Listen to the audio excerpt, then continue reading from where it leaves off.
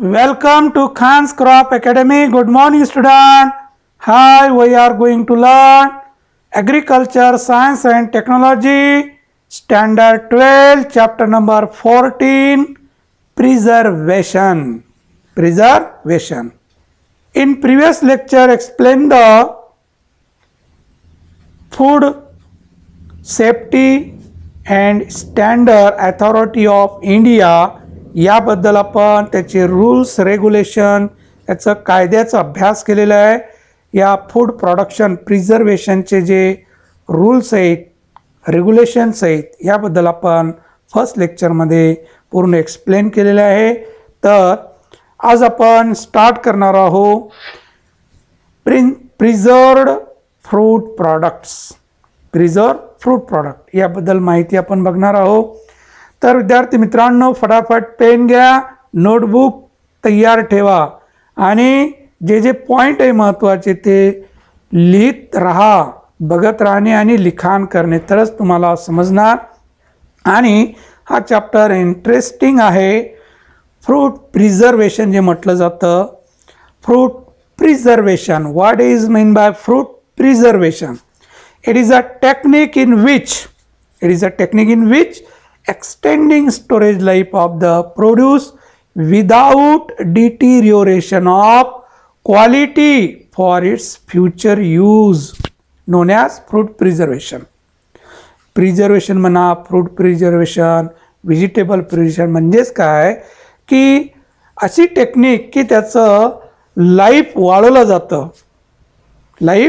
वाढवलं जातं की जेणेकरून त्याची जी क्वालिटी आहे ती बॅड होऊ नये आणि पुढं त्याचं उपयोग भविष्यामध्ये चांगलं व्हावं यासाठी आपण जे काही प्रक्रिया करतो त्याला आपण प्रिझर्वेशन असं म्हणतो. फळ असेल फ्रूट प्रिझर्वेशन, व्हेजिटेबल असेल व्हेजिटेबल प्रिझर्वेशन असं म्हटलं जातं. तरी डेफिनेशन पार्ट असायला पाहिजे. It is a technique in which extending storage life of the produce without deterioration of quality for its future use. तर फळांचं जे पासनं आपण पदार्थ बनवत आहोत ते त्याचं कालावधी वाढ केलं जातं की जेणेकरून त्यामध्ये क्वालिटीमध्ये बदल न होता त्याचं लाईफ पिरियड तर वाढ व्हायला पाहिजे आणि त्याची क्वालिटी आहे ती चांगली राहावं इन फ्युचर यूजसाठी. भविष्यामध्ये वापरताना ते चांगलं राहावं यासाठी आपण जे काही प्रक्रिया करतो त्याला आपण प्रिझर्वेशन असं म्हणतो. तर हा चॅप्टरच फ्रूट प्रिझर्वेशन आहे आणि या चॅप्टरचं वेटेज आहे 5 mark. 1 mark objective, 2 mark 2 short notes असंही विचारू शकता किंवा एक ऑब्जेक्टिव्ह 3 मार्काचा एक प्रश्न असंही विचारू शकतात. तर बघूया आपण principles of preservation. Most of the fruits and vegetables are perishable in nature. भाजीपाला फळे हे नाशवंत असतात. पेरिशेबल इन नेचर, लवकर खराब होणारे असतात. म्हणून याला टिकवणं फार गरजेचं असतं. त्याचं लाईफ वाढवणं गरजेचं असतं. त्याचं जे पदार्थ बनवणार आपण त्याची लाईफ वाढ करणं गरजेचं आहे किंवा मार्केटपर्यंत घेऊन जाईपर्यंत ते खराब होऊन जातं. त्यासाठी they are affect by spoiling agent. मग हे पेरिशेबल नेचर आहे आणि लवकर नाशवंत आहे. मग त्याला नाशवंत कोण करतं? त्याचे स्पॉइलिंग एजंट कोण आहे? खराब करणारे एजंट कोण आहेत? तर बॅक्टेरिया आहे, फंगस आहे, माउल्ड्स आहे, ईस्ट आहे, एन्झाईम्स आहे. These are the spoiling agent responsible for fruit preservation और व्हेजिटेबल. तर हे फळं आणि भाजीपाला खराब करणारे जे मायक्रो ऑर्गॅनिझम आहेत ते मायक्रोऑर्गॅनिझममध्ये बॅक्टेरिया आहे, फंगस आहे, माउल्ड्स आहे, ईस्ट आहे, एन्झाईम्स आहेत. Preventing all these should be the basis of food preservation. तर हे फ्रूट प्रिझर्वेशन करत असताना हे आपल्याला माहीत असणं गरजेचं आहे की कोणत्या फळावर कोणतं मायक्रोऑर्गॅनिझम काय करतं, अफेक्ट करतं. तर these are the fruit preserved product jam, jelly, squash, marmalade, तर हे फ्रूट प्रिझर्व आहे. पिकल, देन सॉस, टोमॅटो सॉस, है ना, फ्रूट अँड व्हेजिटेबल प्रिझर्वेशन. तर 7 basic importance of fruit preservation. आता फ्रूट प्रिझर्वेशनचं महत्त्व काय पुढं तर येणारच आहे. The various food can B enjoy in any different area and any season. तर वेगळ्या भागामध्ये वेगळे फळं येतात, काही भागामध्ये येत नाही. मग दुसऱ्या भागामध्ये ते फळं नेण्यासाठी फार खर्च येतं कच्चं, तर फ्रूट प्रिझर्व प्रॉडक्ट तयार करून आपण तिथपर्यंत पोचू शकतो. The supplement of food can be increased, है ना, तर सप्लाय आहे, supplement of food can be increased. The waste of food will be reduced. जे खराब होतात फळं ट्रान्सपोर्टिंग याच्यासाठी, तर ते होणार नाही प्रिझर्व प्रॉडक्ट केलं की. There is no change in taste, colour and nutritive value of food with the right way of food preservation. यामुळं त्याची जी ओरिजिनल टेस्ट आहे ते तर बदलणार नाही, त्याचा कलर बदलणार नाही, त्याची न्यूट्रिटिव्ह व्हॅल्यू बदलणार नाही. हे फ्रूट प्रिझर्वेशनचं बेसिक इम्पॉर्टंट आहे. People can taste food from any location. तर फळांचं चव जे आहे कुठेही कोणतेही लोक ते घेऊ शकतात. जिथं आंबा येत नाही तिथेही ते लोक फ्रुटीचा स्वाद घेणार, आंब्याचं जाम, जेली, मँगोचं स्वाद घेणार. Can store the food more easily. मग हे स्टोअर करण्यासाठी सोपं जातं preserve product. Increasing the food product self life. तर याचं जे लाईफ आहे त्याचं सेल्फ लाईफ हे वाढवलं जातं. तर दिज आर द इम्पॉर्टन्स. तर बघूया आपण principle of fast food preservation. तर पुढे आपल्याला प्रिन्सिपल बघायचंच आहे. तर एक शॉर्टमध्ये तुम्हाला महत्त्वाचं जे प्रिन्सिपल आहे, there are mainly 3 principle of fruit preservation. तर फ्रूट प्रिझर्वेशन जे प्रिन्सिपल आहे त्याचे जे तत्व आहेत ते प्रामुख्याने 3 आहेत. Prevention or delay microbial decomposition. Prevention or delay microbial decomposition. तर मायक्रोबियल डिकम्पोजिशन हे डिले होण्यासाठी आपण फ्रूट प्रिझर्वेशन करतो. Prevention or delay the self decomposition of the food. Prevention or delay the self decomposition. स्वतः ते खराब होत असतं, त्याचं पिरियड वाढवलं जातं, स्वतः खराब होण्याचं period. Prevent the damage cause by insect, animals, mechanical etcetera.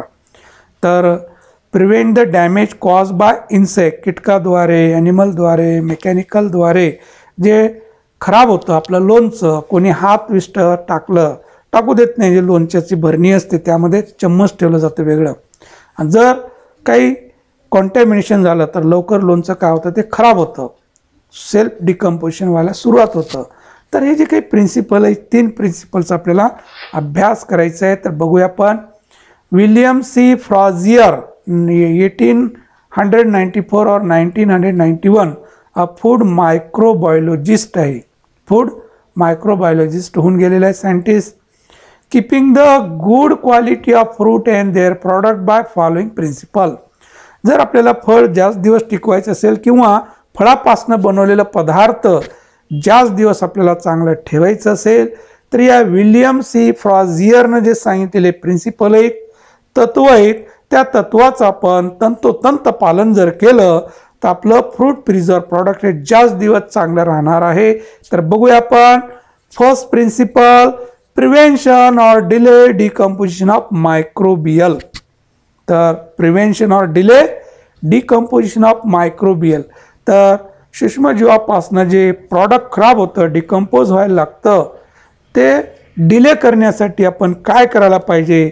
तर पहिलं त्यांनी दाखवलेलं आहे by keeping out micro organism. आपलं प्रॉडक्ट हे सूक्ष्मजीवाणूपासनं दूर ठेवायला पाहिजे. तर त्यामध्ये पहिलं आहे असेप्सिस म्हणतात त्याला. Keeping micro organism out from entering into the food is term as asepsis. Asepsis 2 मार्कासाठी विचारतात. What is mean by asepsis? Keeping micro organism out from entering into the food is term as asepsis. तर micro organism सूक्ष्मजीवाणू हे पदार्थामध्ये entry करणार नाही, अशा रीतीनं त्याचं काय करायला पाहिजे, प्रिन्सिपल अवलंब करायला पाहिजे, त्याला दूर ठेवायला पाहिजे, मायक्रो ऑर्गॅनिझम पासनं एंट्री व्हायला नको. It include the use of clean vessels, instruments and maintaining hygienic condition during the preservation. मग आता आपण काय करणार या प्रिन्सिपलमध्ये असेप्सिप करायचं म्हणजे जेव्हा आपण जे काही भांडी वगैरे वापरणार आहोत ती भांडी निर्जंतुकरण असायला पाहिजे, म्हणजे स्वच्छ असायला पाहिजे, क्लीन व्हेसल असायला पाहिजे. इन्स्ट्रुमेंट आपण जे वापरत आहोत, जे आपलं जिथं आपण प्रॉडक्ट बनविणार आहोत ती जी जागा आहे ती हायजेनिक कंडिशन असायला पाहिजे. तर हे दक्षता घेणं गरजेचं आहे, जेणेकरून प्रॉडक्ट बनवित असताना काही त्याच्यामध्ये एंट्री झालं मायक्रोनिझम तर पूर्ण प्रॉडक्ट आपलं खराब होणार आहे. त्यासाठी आपण हायजेनिक कंडिशन ठेवणं गरजेचं आहे. स्वच्छतेकडे जास्त लक्ष देणं आवश्यक आहे. त्यालाच म्हणतो आपण असेप्सिस. बाय किपिंग आउट मायक्रोनिझममध्ये पहिलं असेप्सिस म्हणजे जे काही जागा वगैरे प्रॉडक्ट बनवत आहोत त्यामध्ये मायक्रोनिझम एंट्री होणार नाही याचं आपण सुरक्षा ठेवणं गरजेचं आहे. स्वच्छतेकडे लक्ष देणं गरजेचं आहे. त्यामधलं second, by removing micro organism. Second काय, by removing micro organism. Removing the micro organism from the food by filtering the product using bacterial proof filter paper. मग आता ज्या प्रॉडक्टमध्ये जर मायक्रोनिझम एंट्री झालेलं असेल तर ते काढायचं कसं, रिमूव्हिंग करणे गरजेचं आहे. त्यासाठी बॅक्टेरियल प्रूफ फिल्टर पेपर असतं. त्या बॅक्टेरियल प्रूफ फिल्टर पेपरनं जर आपण फिल्ट्रेट केलं जे काही लिक्विड प्रॉडक्ट असतं लाईक ज्यूस, वाईन्स, त्या फिल्टर पेपरनं आपण फिल्ट्रेट केलं तर मायक्रोनिझम काय होणार, ते फिल्ट्रेट होणार. तर removing microorganism by bacterial proof filter paper. It is suitable for liquid product like juice, wines, जे काही लिक्विड आहेत ते आपण फिल्टर करू शकतो. Then third, inhibiting the growth of micro organism. जर मायक्रोनिझम वाढ होऊ नये याची आपल्याला दक्षता घेणं गरजेचं आहे. आता मायक्रोनिझमची वाढ होऊ नये म्हणून काय करायला पाहिजे, by low temperature. By low temperature. Low temperature decreases growth rate and multiplication of micro organism. तर जे सूक्ष्म जीवाणू आहे त्याची वाढ थांबवण्यासाठी त्याचं जे रेट आहे मल्टिप्लिकेशनचं ते थांबवण्यासाठी आपण जे प्रक्रिया करतो ते म्हणजे low temperature.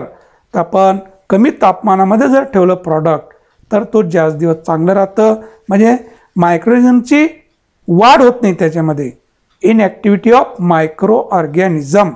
It include normal storage at 15 degree Celsius, refrigerator at 0 to 5 degree Celsius and freezing at -18 to -40 degree Celsius. तर हे मायनस आहे इथं. तर आपल्याला लो टेम्परेचरद्वारे सुद्धा आपलं प्रॉडक्ट जास्त दिवस चांगलं ठेवता येतं. त्यासाठी आपण 15 डिग्री सेल्सियसमध्ये ठेवू शकतो, त्यानंतर 0 to 5 डिग्री सेल्सियसमध्ये, आणि फ्रीजिंग टेम्परेचरमध्ये ठेवता तर -, डिग्री सेल्सियसमध्ये आपल्याला प्रॉडक्ट ठेवता येतात. ते जास्त दिवस चांगले राहतात. तर inhibiting the growth of microorganism by low temperature. Then by drying. आपल्याला ड्राईंग करून सुद्धा काय करता येतं, प्रॉडक्ट जास्त दिवस चांगलं ठेवता येतं. In this method moisture is remove from the product for control growth and multiplication of micro organism. Growth and multiplication of micro organism. तर या ड्राईंगमध्ये आपण काय करू शकतो, moisture is removed from the product for control growth and multiplication of micro organism. It include food product can be dried under the sun heat or temperature. तर बरंच जे ड्राय फ्रूट वगैरे आपण म्हणतो ते ड्राय फ्रूट म्हणजे काय, dry केलेलं आहे, जास्त दिवस. खारीक आहे जास्त दिवस राहतं, खोबरं ड्राय केलेलं जास्त दिवस राहतं, बदाम आहे ड्राय केलेलं आहे, म्हणजेच ओलावा कमी केलं की तो जास्त दिवस राहतं. कारण जे मायक्रोनिझम आपण बघितले, माऊल, बॅक्टेरिया, एन्झाईम, यीस्ट, फंगस हे जे आहेत यांचं कुठं वाढ होते?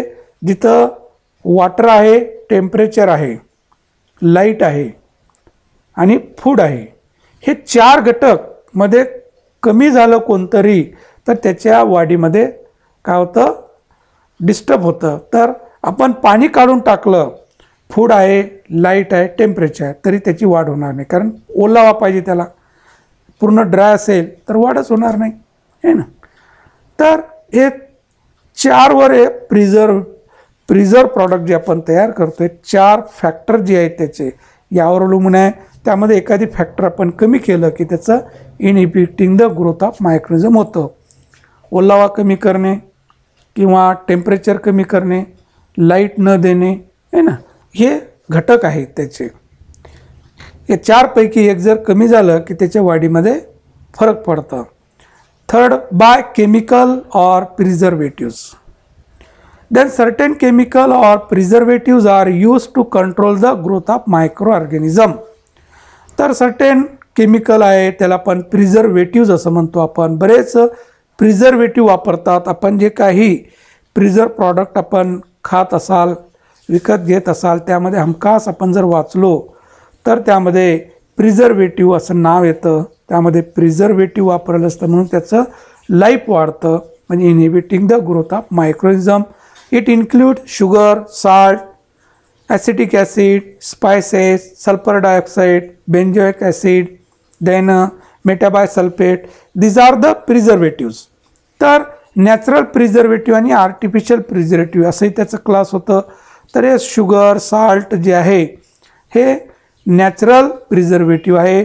आपण साखर, गोड आंबा तयार केलं, साखर किंवा गूळ टाकतो तर जास्त दिवस राहतं. जर आपण लोणचं तयार केलं तर साल्ट टाकतो म्हणजे मीठ, त्यामुळं ते लोणचं जास्त दिवस चांगलं राहतं. आणि जे प्रिझर्वेटिव्ह प्रॉडक्ट मार्केटमध्ये जे मिळतात त्याच्यामध्ये केमिकल टाकलेलं असतं, sulphur dioxide, benzoic acid, acetic acid वगैरे, मेटाबायसल्फेट. तर हे प्रिझर्वेटिव्ह त्याच्यामध्ये टाकल्यामुळं ते जास्त दिवस चांगलं राहतं. हे ड्राय केलेलं आहे, हे ड्राय केलेलं जास्त दिवस चांगलं राहतं, है ना. हे ड्राय केलेलं प्रिझर्व प्रॉडक्ट आहे. Then fourth, by killing microorganism. In this method, complete destruction of spoiling organism by sterilization, irradiation, high temperature and radiation. तर हे बाय किलिंग मायक्रोनिझम जे आहे यामध्ये पूर्ण मायक्रोनिझम मारले जातात. ते कशाद्वारे? तर स्टरलायझेशन केलं जातं, इरॅडिएशन, हाय टेम्परेचर अँड रेडिएशन याद्वारे कंप्लीट डिस्ट्रक्शन केलं जातं. जे काही स्पॉयलेज मायक्रोनिझम जे आहे त्याचं परिपूर्ण नायनाट होतं. तर प्रॉडक्ट स्टरलायझेशन केलं असतं, इरॅडिएशन केलं असतं, हाय टेम्परेचर अँड रेडिएशन केलेलं असतं. देन सेकंड प्रिन्सिपल, आतापर्यंत पहिलंच प्रिन्सिपल झालं आपलं. सेकंड प्रिन्सिपल आपण बघत आहोत, prevention or delay of self decomposition of the food. तर स्वतःहून खराब होणार असतं प्रॉडक्ट, तर स्वतःहून. तर त्यामध्ये पहिलं by inhibiting enzymatic activity. By inhibiting enzymatic activity. तर त्यामध्ये एन्झायमॅटिक ॲक्टिव्हिटी इनहिबिटिंग व्हावं यासाठी आपण प्रिन्सिपल वापरतो, ते इनहिबिटिंग एन्झायमॅटिक ॲक्टिव्हिटी.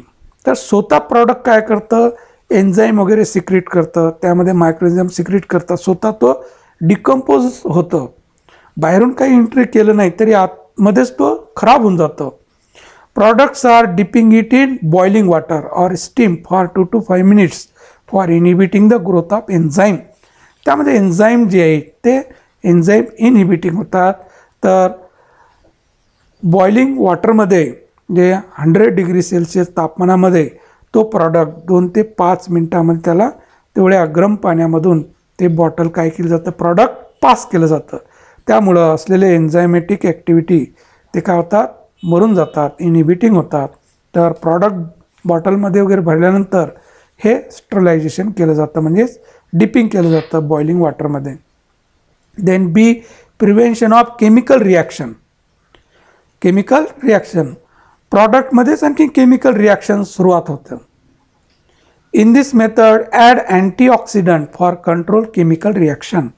तर त्या केमिकल रिॲक्शन होऊ नये प्रॉडक्टमध्ये आणि त्यामुळं प्रॉडक्ट खराब होतं, तर त्यामध्ये अँटीऑक्सिडंट म्हणून काय केलं जातं, त्या नेक जी असतं बॉटलची रिकामी ठेवलेली असते बघा, त्यामध्ये अँटीऑक्सिडंटचं लेअर दिलं जातं की त्यामध्ये रिॲक्शन होऊ नये, ऑक्सिजन राहू नये त्यामध्ये, कारण बरेच मायक्रोनिझमला ऑक्सिजनची गरज असते, तर ते पॅराफिल वॅक्स टाकलं जातं, त्याला अँटीऑक्सिडंट असं म्हणतात.